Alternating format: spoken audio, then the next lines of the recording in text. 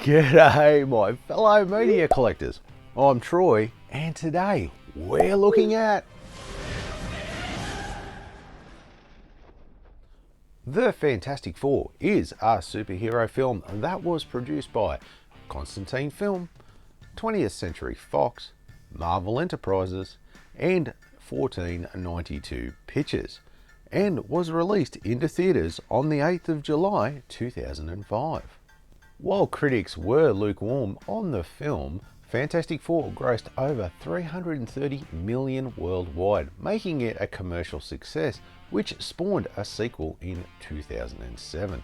Also in the movie, Stan Lee made his first speaking cameo as a named character, Willie Lumpkin, the Fantastic Four's mailman, and was the first time Lee played one of his actual comic book characters in a Marvel movie cameo. This Blu-ray has a runtime of 106 minutes. This version of the Blu-ray was released on the 14th of November 2006. And it was distributed by 20th Century Fox. The story follows a group of scientists, Reed Richards, Sue Storm, Johnny Storm and Ben Grimm, who are exposed to cosmic radiation during a space mission gone wrong. The accident grants them each with unique superpowers. Reed becomes the elastic Mr. Fantastic, Sue gains invisibility and force fields as the Invisible Woman, Johnny transforms into the fiery Human Torch, and Ben becomes the super strong rock-skinned Thing. As they struggle to adapt to their new abilities and public attention, they must also face Victor Von Doom, a former ally turned deadly foe, who seeks revenge using his newfound powers. Together they must unite to stop Doom and protect the world. Now, the script for this film is a bit of a mixed bag that struggles to balance the superhero spectacle with the character-driven storytelling, trying really hard to blend the superhero action, family dynamic and humour together, but really finding its rhythm to kind of achieve that. While the script offers moments that echoes the heart of the comics, it ultimately plays things a little too safe and suffers from a very generic plot and uninspired dialogue, making it just a serviceable movie for more of a broader audience and not just for us comic book fans. The plot is paper thin and the majority of the film is spent on the team adjusting to their powers and engaging in petty arguments and the public's reaction to these new superheroes on the scene. While the actual conflict doesn't really kick in until the final act, and by then, well, it's too late to care, as the final showdown with Doom is pretty much rushed and a really laughable anticlimactic end. Ultimately, the weak villain in Doom is where this movie suffers, as Dr. Doom's transformation and motivations are, well, to say vague at best and very underwritten. And instead of being the iconic, tragic and calculating ruler of Latveria, he is reduced to this generic, power-hungry corporate CEO with little depth or menace. The screenplay leans into a more humorous and light-hearted tone, which really distinguishes it from a lot of the darker superhero films of that early 2000s, but it was ultimately let down by its weak villain and spending way too much time on the origin story, making it faithful in its concept but kind of underwhelming in its execution. And for that, look, the best I could probably give this is maybe an 8 out of 30. So this film is an adaptation from the original Fantastic Four comic books, and look, it actually draws inspiration from both the classic 1960s Origins and the more modern Ultimate Fantastic Four series from 2004.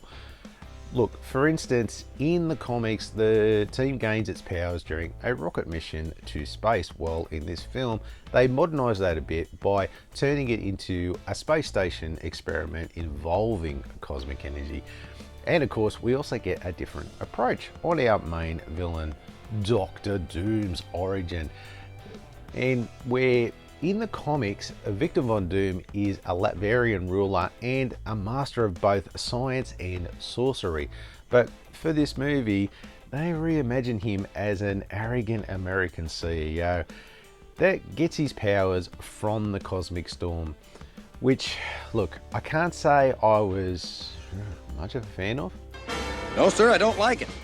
Sadly, no original costumes this time around. Like the Roger Corman film, we get some more modernised takes on the costumes, sort of reflecting that team's iconic blue uniform that you probably see in the Ultimate Fantastic Four.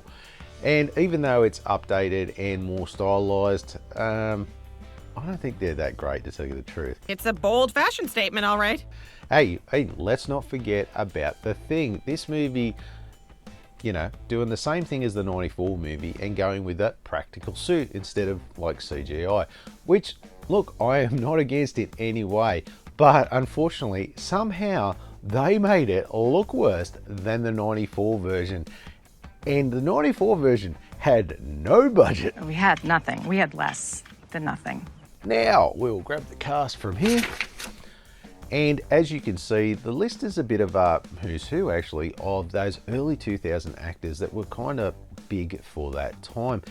Except for Chris Evans, who was more making his way up the ladder at that time.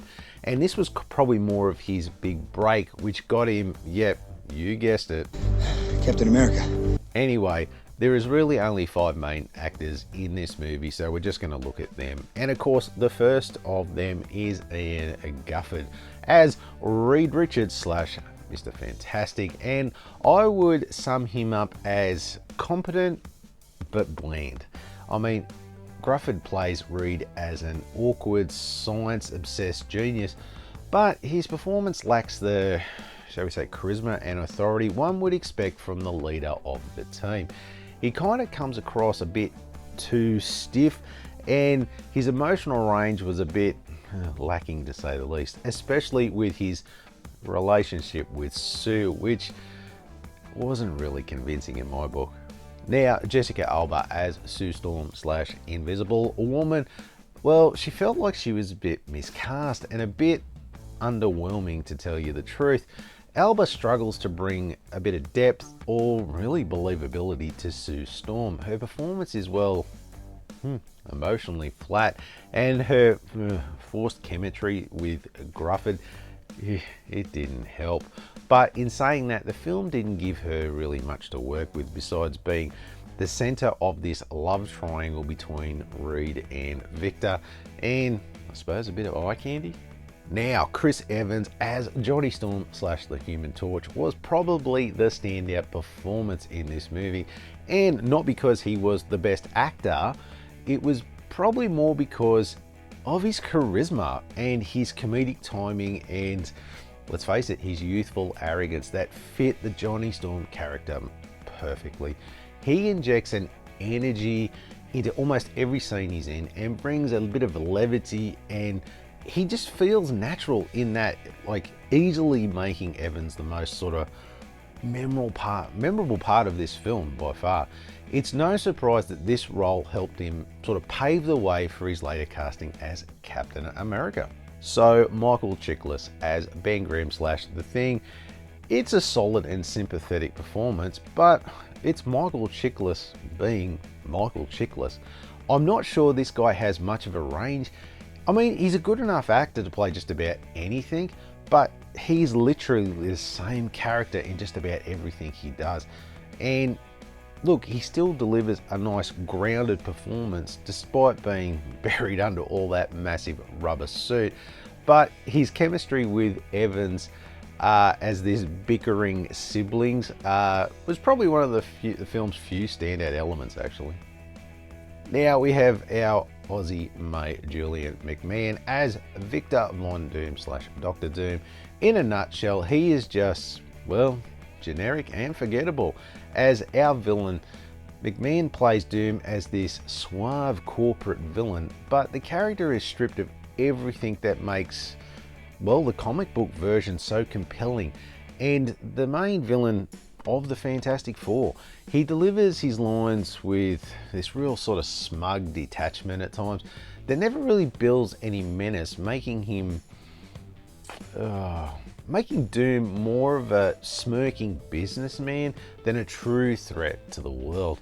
Look, other than Chris Evans, no one really hits it out of the park here, and for that, the best I could probably do for that is an 8 out of 20. Okay, as we look at the disc and case, now I got this double bunger one with the Fantastic Four and the Fantastic Four Rise of Silver Surfer. I've been trying for years to get the 2 single Blu-rays, but just had no luck of late.